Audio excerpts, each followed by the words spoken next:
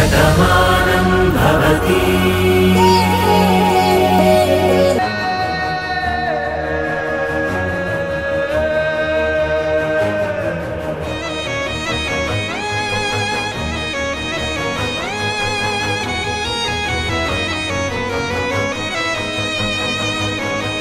ఏంటి నువ్వు చేసింది? అమ్మ దగ్గరికి వెళ్ళి మాట్లాడడానికి ఎందుకు ప్రయత్నించావు? అమ్మ ఎంత బాధపడుతుందో తెలుసా? జరిగిన దాన్ని అమ్మ తేలిగ్గా తీసుకోలేకపోతుంది. మరిప్పుడు నువ్వు మాట్లాడటం వల్ల ఆవిడ మరింత బాధపడుతుంది. అది నువ్వెందుకు అర్థం చేసుకోవడం లేదు? అది కాదండి, అత్తయ్య అలా మౌనంగా ఉండిపోతుంటే భయం వేస్తుంది. ఒంటరితనం మనిషిని మరింత కృంగదీస్తుంది. అసలే అత్తయ్య చాలా బాధలో ఉన్నారు. అలా ఒంటరిగా గదిలో ఉండిపోతున్నారు కదా.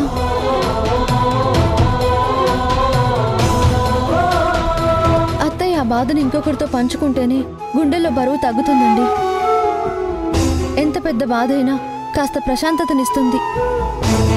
కానీ ఎవరితోనూ పంచుకోకుండా అలా ఒంటరిగా గదిలో ఉండిపోతే ఆ బాధ మనిషిని మరింత ముంచేస్తుంది, మంటలా మారి దహించేస్తుంది.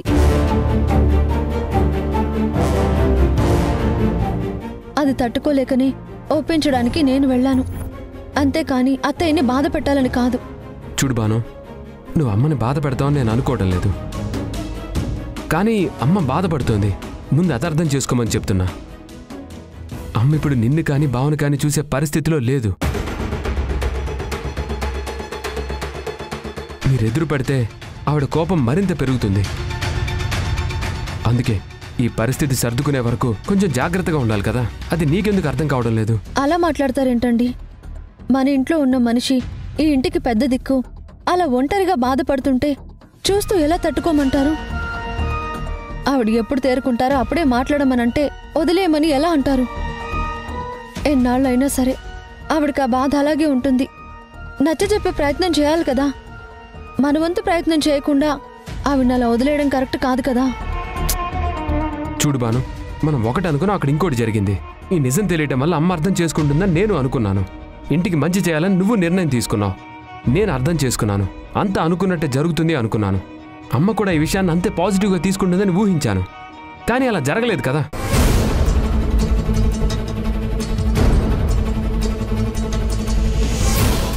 నేను తీసుకున్నంత తేలిగ్గా అమ్మ ఈ విషయాన్ని తీసుకోలేదు కదా.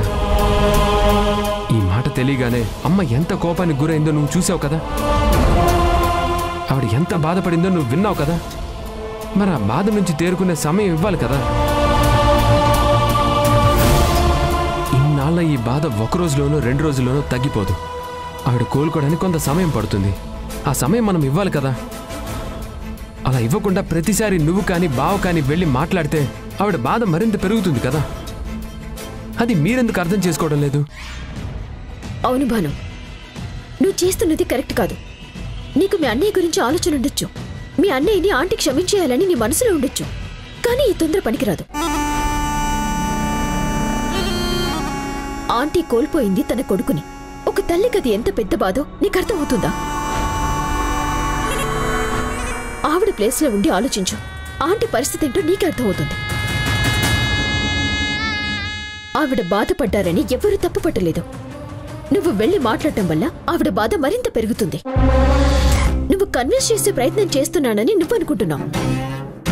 కానీ ఆంటీని మరింత బాధ పెడుతున్నావని అందరికీ అర్థమవుతుంది. ఇది నీకెందుకు అర్థం కావడం లేదు? నువ్వు ఆలోచించాల్సింది నీ స్వార్థం గురించి కాదు, ఈ ఇంటి మంచి గురించి. నువ్వు నోరు మీవే నంగనాచి. కారు చొచ్చుని భోగి మంటని ఒకే ఘాటన కట్టాలని ప్రయత్నం చేయకు. ఈ ఇంట్లో చిచ్చు పెట్టాలని బాను ఎప్పుడూ ప్రయత్నం చేయలేదు. ఈ ఇంట్లో మంటలు రగలాలని బాను ఏనాడు అనుకోలేదు. ఈ ఇల్లు భోగి మంటలా ఆనందంగా ఉండాలనుకుంది. ఈ ఇల్లు సంతోషంగా ఉండాలని అనుక్షణం తపన పడింది. ఊర్మిళ తనని ఎంత అభిమానించిందో ఊర్మిళని అది అంతకన్నా ఎక్కువగా అభిమానించింది. బాను ఈ ఇంట్లో ఎలాంటి సమస్యలు ఎదుర్కొందో ఇక్కడున్న మా అందరికీ తెలిసే. అయినా అవన్నీ అధిగమించింది. కన్నీళ్లు దిగమింగింది. ఇప్పుడు ఇంటిని స్వర్గంగా మార్చింది. బాను తప్పు చేసిందని నేను అనుకోవడం లేదు. బాను ఎప్పుడు తప్పు చేయదు కూడా. ఎప్పుడో జరిగిపోయిన పొరపాటుని సరిచెయ్యాలని చూసింది, సరిచేసింది కూడా. బామ్మ, ఆ విషయాన్ని నువ్వు సమర్థిస్తే నేను ఊరుకోను.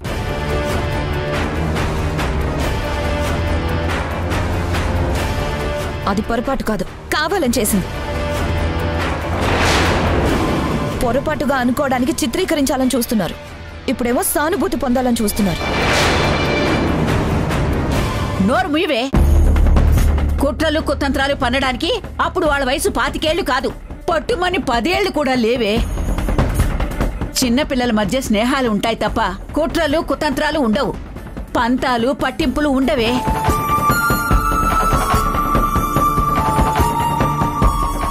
ఈ క్షణానికి కూడా నేను అదే చెప్తున్నాను. అది అనుకోకుండా జరిగిందే. ఊర్మిళకి రాము అంటే ఎంతో ఇష్టం. వాడు చనిపోవడం ఊర్మిళ తట్టుకోలేకపోయింది. తల్లి మనసు కాబట్టి తనంతలా బాధపడుతుంది. అయినా ఎప్పుడో 25 ఏళ్ల క్రితం జరిగిందాన్ని ఇప్పుడెవరు వెనక్కి తీసుకురాగలరు? ఈ ఇంటికి నష్టం జరగకూడదనే కదా, ఈ ఇంటి కష్టం తీర్చాలనే కదా పార్దోని నీకిచ్చి పెళ్లి చేసింది.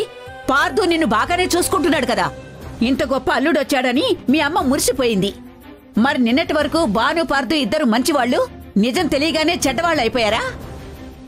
తన తప్పు లేదని చెప్తున్నా దాని మాట ఎవరైనా వినిపించుకుంటున్నారా? వినిపించుకోకుండా నిందలు వేయడం కరెక్ట్ కాదు.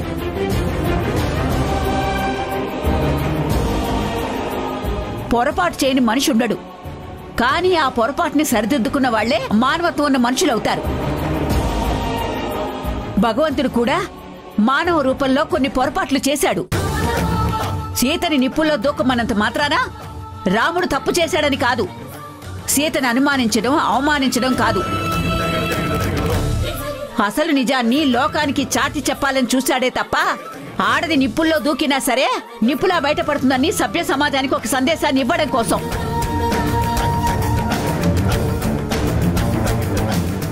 ఈ ఇంట్లో ఇప్పుడు బాను అగ్ని పరీక్షని ఎదుర్కొంటుందే. అంత మాత్రాన బాను తప్పు చేసిందని కాదు, పొరపాటుని సరిదిద్దుతుందని. అది ముందు నువ్వు అర్థం చేసుకో.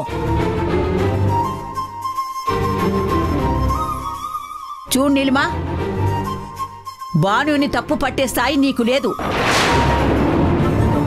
నువ్వు అప్పుడప్పుడు మాత్రమే మంచిగా ఆలోచిస్తావు. బాను ఎప్పుడూ మంచిగానే ఆలోచిస్తుంది. అది నువ్వు తెలుసుకో ముందు. ఇప్పుడు బానుని నేనేం తప్పుగా అనటం లేదు బామ్మ, చేసింది పొరపాటు అంటున్నాను.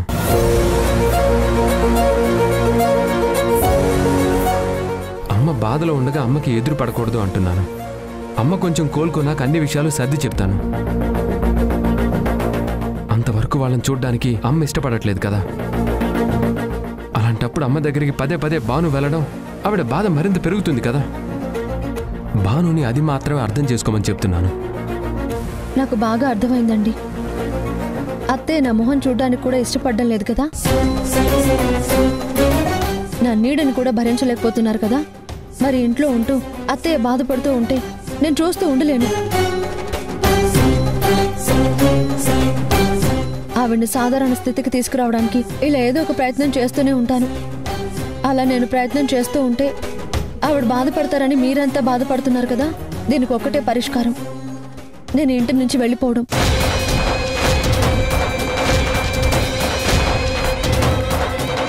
అత్తయ్యకి కనిపించకుండా దూరంగా వెళ్ళిపోవడం. అలా వెళ్ళిపోమంటారా?